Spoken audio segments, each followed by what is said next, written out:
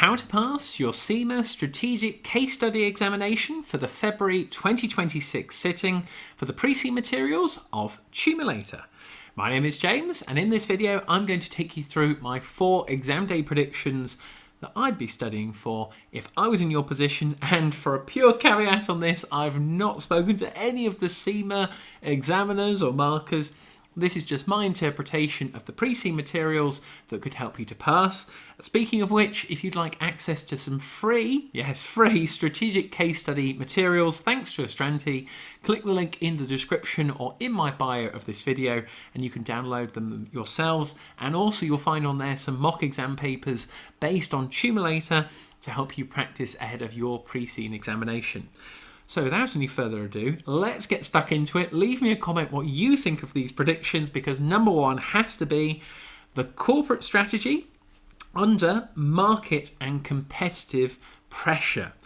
So in other words, Cewmlator, as you can see from the pre-C materials, has got a lot going on. They sell cars on there. We've got a lot of competition. You can see on the right hand side, they're not the highest in terms of market share on there by revenue. We've got Atom and Dilston, definitely for you to get down. But this is where we need to think about the different syllabus links in the SCS criteria that you've been going through in your revision, because this could be testing leadership, it could be testing strategy, and definitely risk. So really, to elaborate on it more, we need to consider some of the different areas that we've been given, particularly on pages 4 to 7 that I'll put on the screen now, the different types of actual product that we have on here. So why is this a sort of likely exam angle? Why do I think, what have I got down here in my notes? Well, the organisation, as I've touched on the screen, is facing increasing competition and market change. So pricing pressure, new entrants on there, substitutes I've got in my notes, customer behaviour shifts. And this is where you can apply your SCS knowledge if it was to be tested, applying these different areas we've been given in the pre-C materials, the different ranges, charges, types of products that are on offer, and evaluating the appropriateness of the current corporate strategy, so what they've currently got in place, and then advising on strategic options, so where should they focus, different partnerships, maybe differentiating the products on there, any digital expansion I've got down here that, you know, oddly comes up occasionally in the syllabus, and then recommend how the board should prioritise the limited resources. That is one thing in terms of the board of directors. We'll just come on to them now. You've got to be really specific as to which of the board of directors you can see on the left hand side are in charge of which areas, because it can link into what sort of clear strategy could you be looking to implement, any trade-offs, different choices, changing the strategic fit, and then linking into those principal risks and mitigating those risks you can see on the right hand side. That's why it has to go down, because it can link into the market environment and competitors, refer to the chairman, the CEOs on there, the future direction. In other words, a very strategic question for an SCS pre-C exam on there. So that's why number 1, scenario 1, something involving the corporate strategy under the market and competitive pressure I've got down on here. Now let's look at my exam prediction number 2, and this is all about, and you probably won't be surprised on this, something to do with investment decisions and capital allocation. They absolutely love this in the SCS exam, especially capital allocation. I've got down pages 12 to 15 in my notes. We'll go up to 12 on here in terms of the actual mission, vision and values, but particularly the board of directors. And if we have an actual capital allocation where there's a resource that's short, you've got to pick out who is in charge of that particular area. So the syllabus links that I think something to do with investment decisions and capital allocation would be on the lines of, from a finance perspective, the funding and value creation. Strategy, as you would imagine, something maybe you could link back to investment appraisal. And lastly, of course, risk appetite and scenario planning, sort of a what if or a contingency planning kind of aspect you could link it to. So now you've got to be thinking as to, well, the organisation is considering major investment decisions. That is how to expand, technology, could we acquire companies on there, new markets, In other words, what should we invest in? Applying your financial knowledge, and then thinking about it from a board's perspective. And this is where we can link in those key names you can see on there. So Edwin, Anna, Suhas and Stella. Thinking about the financial and non-financial implications. Remember there, financial and non-financial, not just the financial, which some students make the mistake of doing. And then recommending how short-term returns versus long-term value and gains should be balanced out with any decisions of that capital and the investment decisions as well. Something on those lines in terms of finance, strategy and risk, and getting the balance with the limited capital allocation that we actually have on there. So little things that you've got to consider, especially if you're making, what will be the word, a professional judgment on the pre-seed materials and what is given on the exam day. Make sure that you actually justify any sort of uncertainty, any assumptions that you make, and also link it back to ethical and governance issues that the business may face. So capital expenditure, growth initiatives, financial performance, and the funding and the position of the organisation. Remember, it's a sort of oligopoly setup. And then recommending the investment and linking it to a sort of expansion kind of style of question, all strategic, sort of, what could they do in 1 to 3 years, maybe 5+, definitely should be considered. So that is my scenario 2, investment decisions and capital allocation would be my prediction on there for your scenario number 2.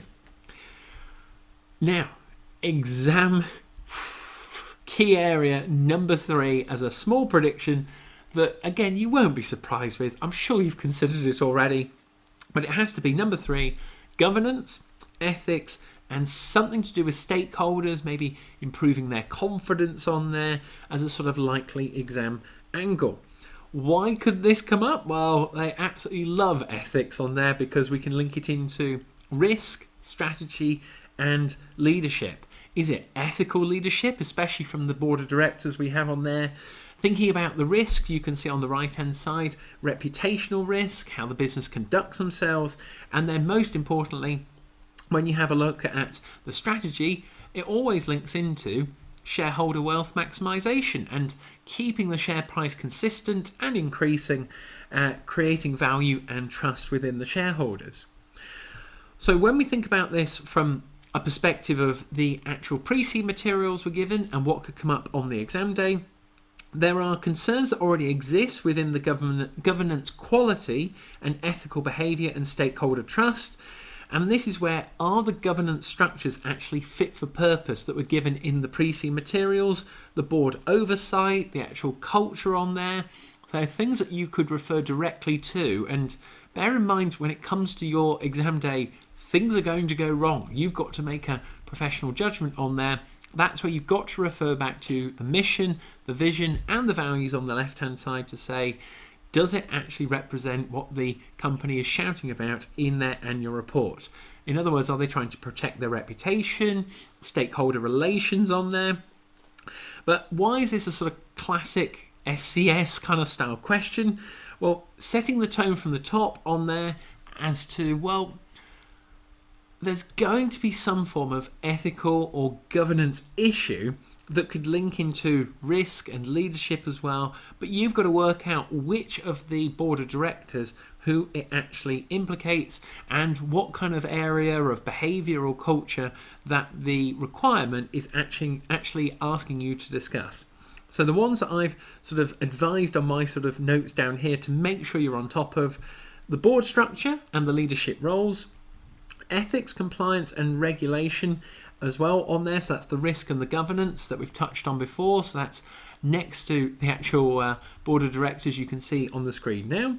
And then lastly, external scrutiny. This is where if you go right down to the bottom of the pre-seed materials, you'll see on there in terms of the news stories and actually in terms of the articles that you can see on here. So this is the media, the regulators, public perception, and we could be given more on the exam day. So that is exam area prediction number 3, something to do with governance, ethics and stakeholder confidence on there. Thinking about those stakeholders both internally and externally to the organisation. Now, last but by no means least, my prediction number 4, again, I bet you're going to guess this. Sustainability and long-term creation. This is where, again, coming back up to the top, just some of the areas that you look at and go, with the amount of competitors in the marketplace, especially in the others of percentage of market share by revenue, what we've got to be thinking here is a sort of cost-benefit analysis, linking it into, actually, you could be asked on whether to evaluate whether sustainability is actually embedded within this organization for Cewmlator, actually how they go about their processes. I know they've been established for a long time. They're actually listed on a stock exchange as well, but the way that their products are actually built, is it with sustainability in mind and long-term value creation? Another key area in the syllabus. Recommending KPIs as well could come up on there. So again, more things for you to consider, thinking outside of the box, because the syllabus areas, again, it's going to link into our strategy, risk, leadership, long-term value creation, regulatory risk, leadership and accountability. The last points I've got down here for my notes is, why would I definitely be researching and having a look at some of these other areas on here, linking back to it?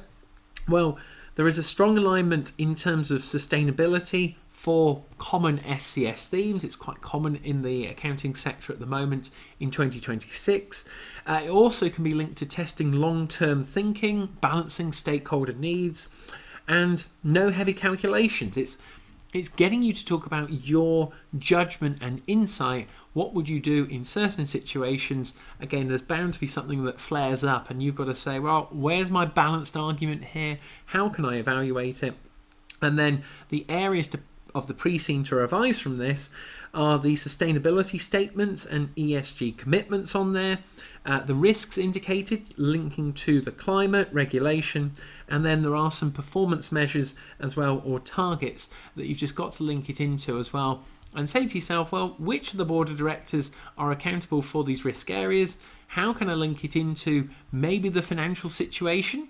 And of course, as you can see, the last but by no means least, on page 18, we're actually given a sustainability report. So you could refer to some of the metrics, again, linking into governance, strategy, risk management, and different metrics. You kind of just go, I think you've got a lot to talk about there. So it definitely has to go on the list as an exam day prediction for sustainability and long-term value creation on there. Whew, and take a breath, because those are my 4 exam day predictions for your SCS case study examination for Cewmlator for February 2026. If you'd like access to those Astranti free resources, click the link in the description, and you can also check out their mock examination papers. I've also put the link in my bio if you want to download them there. Be sure to like and subscribe. I really appreciate all the support to the channel, and best of luck with your pre-scene materials and case study exam. Let me know how you get on, and I'll see you on the other side now for another video. So thank you very much.